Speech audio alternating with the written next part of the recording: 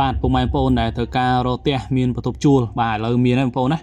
បាទទីតាំងល្អមែនទែនបងប្អូនបាទទីតាំងនៅភូមិព្រៃព្រីងខាងជើងបាទសង្កាត់ចាំចៅខណ្ឌពោធិ៍សែនជ័យ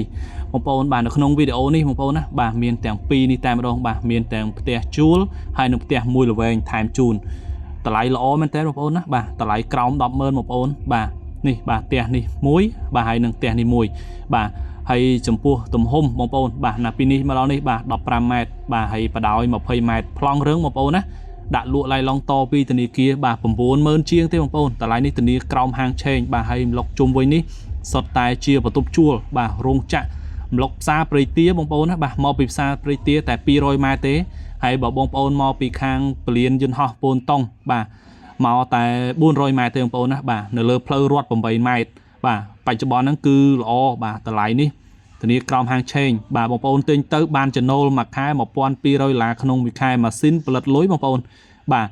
ហើយលក់ដូរអីក៏បានបងប្អូនណាបាទបងប្អូនទិញទៅយកចំណូលហើយបងប្អូនអាចនៅក៏បានឬមួយក៏បងប្អូនដាក់ជួលក៏បានដែរសម្រាប់ផ្ទះមួយល្វែងនេះអញ្ចឹងទាំងផ្ទះមួយល្វែងទាំងបន្ទប់ជួលបងប្អូនតម្លៃត្រឹមតែ99000ប្លង់រឹងបងប្អូនតម្លៃចរចាបាទបងប្អូនមកមុនបានមុនមកក្រោយអត់ដឹងទេណាបងប្អូនណាបាទតម្លៃនេះបងប្អូនអាចឆែកមើលបាទនៅតំបន់នេះបាទនៅព្រៃព្រីងខាងជើងស្កាត់ចំចៅខណ្ឌពោធិ៍សែនជ័យបងប្អូនអាចឆែកមើលបើមានតម្លៃ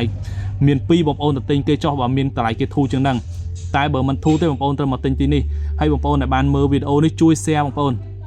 share ម្នាក់មួយម្នាក់ពីរសម្រាប់ទីតាំងល្អតម្លៃល្អបាទទិញមួយបានពីរបាទទិញផ្ទះបន្ទប់ជួលថែមផ្ទះមួយល្វែងតម្លៃ99000តម្លៃចរចាបងប្អូនចាប់អារម្មណ៍តាក់ទងមកខ្ញុំបាទឥឡូវនេះបាទតាមលេខទូរស័ព្ទដែលខ្ញុំនឹងដាក់នៅក្នុង caption បងប្អូនណាបាទតាក់ទងមកឥឡូវនេះបងប្អូនបាទលក់ប្រញាប់លក់កុនលុយបាទលក់សងធនាគារព្រោះតម្លៃនេះតម្លៃជាពាក់ធនាគារសូមអរគុណបងប្អូនជូនពរមានសុខភាពល្អទាំងអស់គ្នាបាទ